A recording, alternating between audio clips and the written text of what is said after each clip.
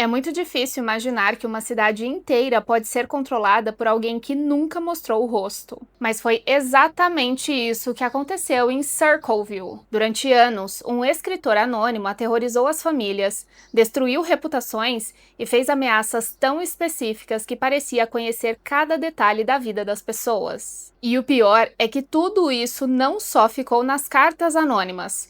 Essa perseguição acabou custando a vida de um homem. Eu sou a Mari Reis e toda a semana eu trago histórias de crimes reais, terror e mistério.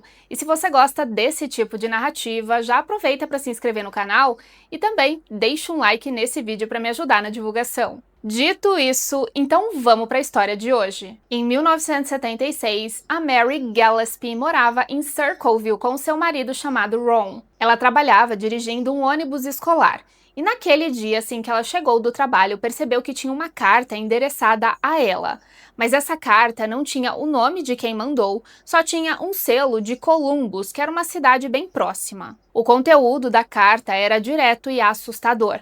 A mensagem dizia que sabiam que ela estava tendo um caso com o diretor da escola e que ela deveria admitir imediatamente para o marido. No conteúdo ainda mencionava que a pessoa estaria observando ela e que sabia que a Mary tinha filhos, e que se ela não fizesse nada, algo muito ruim aconteceria. A Mary ficou muito assustada naquele momento, até mesmo porque ela não sabia quem tinha enviado aquela carta. Mas ela pensou um pouco e decidiu esperar e não contar nada para ninguém, até mesmo porque poderia ser uma grande brincadeira. Só que essas cartas não pararam de chegar. Alguns dias depois da primeira, chegou uma segunda em um tom muito mais ameaçador. Nela dizia que se a Mary não resolvesse a situação, alguém com certeza machucaria ela. Mas mesmo com essa segunda carta, a Mary decidiu ignorar novamente e continuou seguindo a sua vida. Até que em uma manhã, quem recebeu essa carta foi o Ron, o marido da Mary, e o recado era sempre o mesmo. Era endereçado para ele, não tinha o nome de quem enviou e dizia que a Mary tinha um caso com o diretor e que ele deveria resolver isso imediatamente porque a vida dele também estava em risco. Assim que o Ron terminou de ler o conteúdo daquela carta, ele ficou muito assustado, porque a Mary não dava indícios e nem sinais de que estava fazendo aquilo. Então ele decidiu procurar a esposa, e foi nesse momento que ele também descobriu que ela já tinha recebido 2 cartas com o mesmo conteúdo, mas ela garantia que não tinha nenhum envolvimento com o diretor da escola. Como o Ron não tinha motivos para desconfiar da esposa, ele acreditou em toda a história.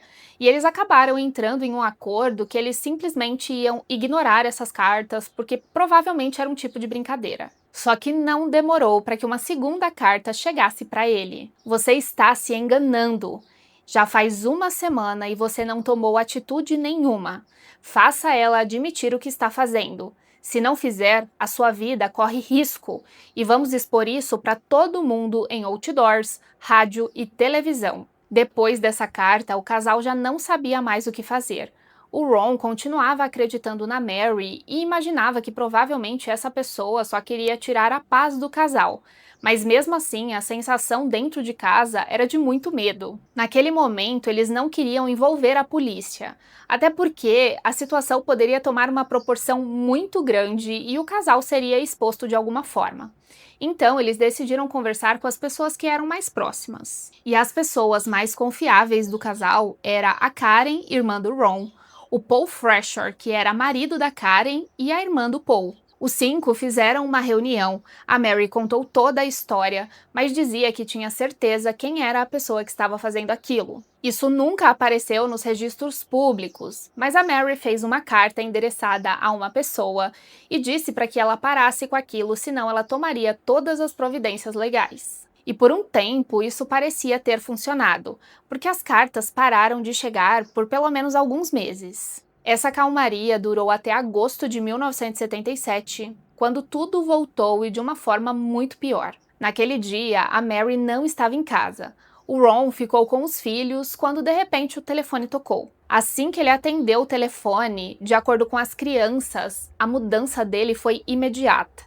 Ele começou a gritar, ficou transtornado e berrava no telefone com a pessoa que estava do outro lado da linha. Ninguém sabe o que foi dito naquela ligação, mas assim que ele desligou, o Ron falou para os seus filhos que sabia quem é que estava fazendo aquilo e que ele ia atrás daquela pessoa naquele momento. Sem pensar duas vezes, ele pegou a sua arma, a sua caminhonete e saiu dirigindo como se estivesse indo ao encontro dessa pessoa. Só que ele nunca chegou nesse lugar, porque pouco tempo depois encontraram a caminhonete dele destruída, batida em uma árvore e, infelizmente, o Ron não resistiu. Assim que a polícia chegou no local do acidente, não havia nenhum outro carro e não havia sinal de que qualquer coisa estranha teria acontecido, com exceção de uma única coisa. A arma do Ron tinha sido disparada. Ninguém sabe se ele atirou em uma pessoa, em alguma outra coisa. O fato é, e 100% de certeza, que um tiro foi dado pela arma dele. Quando o xerife do caso viu a cena toda, ele realmente acreditava que tinha alguma coisa estranha que aconteceu.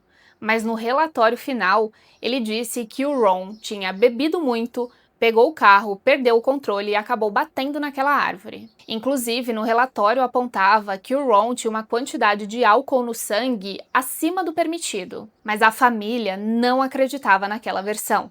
Eles diziam que o Ron não bebia e, inclusive, naquele dia ele não tinha colocado nada de álcool na boca. E é exatamente a partir desse ponto da história que as coisas realmente perderam o controle. Porque logo depois do acidente, várias cartas anônimas foram enviadas para a região central de Ohio, e não só na cidade de Circleville, mas dessa vez o conteúdo era um pouco diferente. Ele continuava atacando a Mary e dizendo daquele caso com o diretor, mas também dizia que o xerife estava escondendo algo sobre a morte do Ron. E isso fez muita gente achar a situação muito estranha, porque as cartas diziam que a investigação não tinha sido feita de uma forma correta e parecia que o autor daquilo queria criar um verdadeiro caos. A Mary ficou desesperada. Ela tinha acabado de perder o marido, as cartas sobre ela circulavam por vários lugares e agora estavam colocando em xeque toda a investigação como se o xerife estivesse acobertado alguma coisa.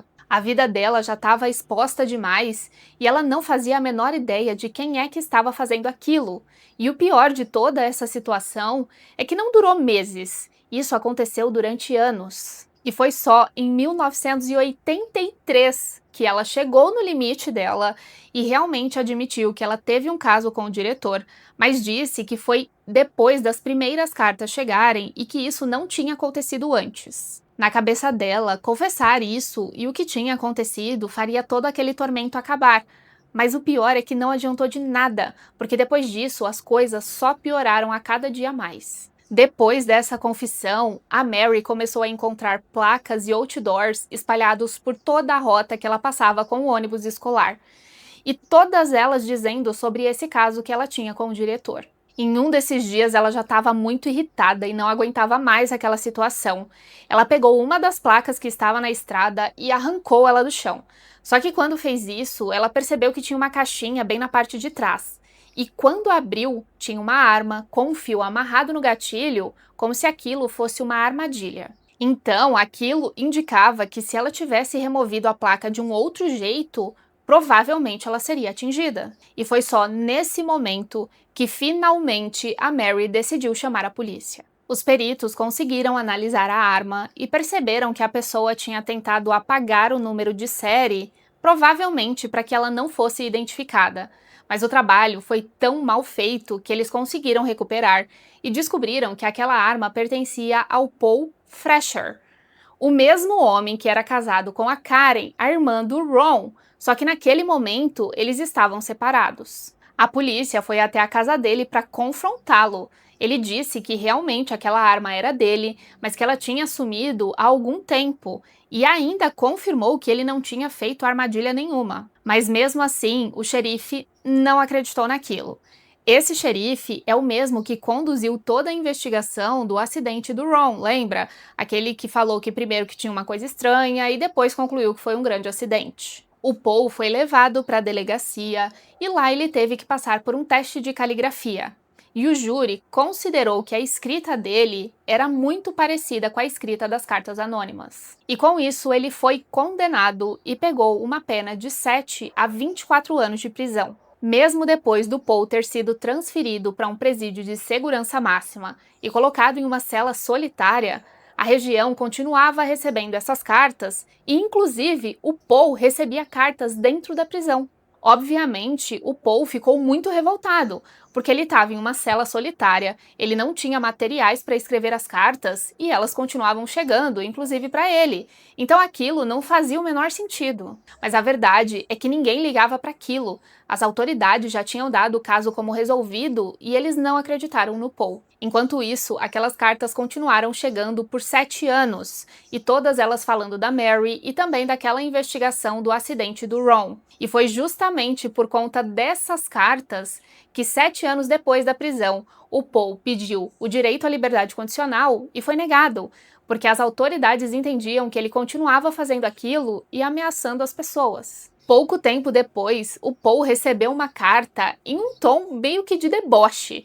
A pessoa dizia que sabia que ele tinha tido a liberdade condicional negada e ria muito de toda a situação. Mas diferente das outras cartas que sempre vinham escritas como nós, essa carta veio escrita para ele como sendo eu, e ainda dizia que deixaria ele na prisão por muito tempo. Ele ainda recebeu mais uma leva de cartas dentro da prisão, dizendo sempre a mesma coisa, mas depois disso as cartas pararam de chegar. E mesmo depois de toda essa confusão, ele só conseguiu a liberdade condicional depois de 3 anos, então ele acabou ficando preso 10 anos. Ele saiu em 1993 e até o final da sua vida, em 2012, ele continuava dizendo sempre a mesma coisa, que era inocente e que tinham jogado tudo aquilo em cima das costas dele. E foi justamente nesse ano de 93 que ele saiu da prisão que um programa chamado Mistério Sem Solução decidiu investigar o caso novamente. E antes mesmo de começarem a gravação, a equipe recebeu uma carta anônima exatamente do jeito que todo mundo recebia.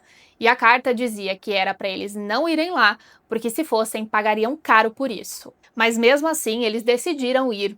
E quando chegaram lá, já descobriram uma pista que tinha sido ignorada e que provavelmente teria mudado todo o destino do Paul. Tinha uma testemunha que nunca tinha sido chamada, mesmo ela tendo se oferecido para ajudar no caso. Ela também era motorista de ônibus e fazia o mesmo caminho da rota da Mary. Naquele dia da armadilha, ela tinha passado naquele local antes da Mary, e assim que ela estava andando por lá, percebeu que tinha um carro El Camino amarelo parado bem naquele ponto.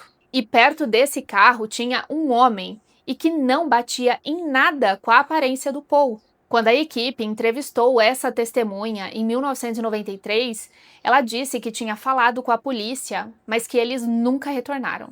E assim que o episódio foi ao ar, nada mudou. As cartas nunca mais chegaram, não teve nenhuma ameaça e simplesmente tudo acabou. Como vocês sabem, esses casos sem solução sempre são cercados de teorias e são as principais que eu vou contar para vocês. A primeira é que muitas pessoas realmente acreditam que quem fez aquilo foi o Paul, que ele realmente era o culpado e que ele foi preso justamente. Inclusive, para esse grupo de pessoas, eles acreditam que ele teria conseguido alguma forma de continuar enviando essas cartas mesmo estando dentro da prisão. Uma outra teoria que foi muito discutida é que o próprio diretor da escola foi o responsável por tudo aquilo. As pessoas acreditam que ele provavelmente teria algum motivo pessoal para fazer aquilo e por isso que ele começou a enviar todas essas cartas. Há também quem diga que quem fez tudo isso foi uma pessoa do próprio círculo da Mary. Tinha um rapaz que trabalhava com ela que sempre demonstrou muito interesse e chegava até um certo ponto de obsessão, mas a Mary nunca deu bola para ele e nunca quis um relacionamento. Então, talvez ele tenha começado essas cartas justamente para acabar com o casamento dela e ter o caminho um pouco livre. E uma teoria muito forte é que o responsável daquilo seria a Karen, a irmã do Ron e ex-esposa do Paul. Eles estavam passando por um divórcio bem complicado, e pouco tempo depois ela já começou a se envolver com outro homem. E a grande questão é que a aparência dele batia muito com a aparência do testemunho daquela mulher. E a maior coincidência de todas era que esse homem tinha um carro El Camino. E ainda existe a teoria de que, na realidade, não era uma única pessoa, mas sim um grupo que estava coordenando todas essas cartas. E por esse motivo, quando o Paul foi preso, elas continuaram chegando porque tinha outras pessoas envolvidas. A grande verdade é que até os dias de hoje é muito controverso se realmente o Paul estava envolvido ou se ele não estava. Mas o que me lembra muito é aquele caso do observador, do homem ou mulher, né, porque também nunca foi encontrado, que mandava cartas para uma família e, infelizmente, a polícia nunca conseguiu chegar ao autor daquilo. Só que esse caso, para mim, ele foi um pouco mais pesado justamente por conta do acidente que aconteceu com o Ron. Bem, mas me conta aqui nos comentários o que você acha de toda essa história, de todas essas teorias que eu falei. Você acha que realmente o Paul era o culpado, ou então que existe uma outra pessoa e que ela nunca foi identificada? Ah, e eu já ia me esquecendo de novo de falar pra vocês uma coisa que eu esqueci no último vídeo. Não sei se vocês perceberam, mas a identidade visual do canal mudou. Eu fiz uma thumb profissional, agora a gente tem um quadro de apresentação de fotos e todos os botões, tanto de inscrever-se quanto do Instagram, eles também são personalizados. Eu queria muito saber a opinião de vocês, se vocês gostaram, e inclusive deixa nos comentários pra mim. Então é isso, gente, eu vou ficando por aqui. Um grande beijo e até o próximo vídeo!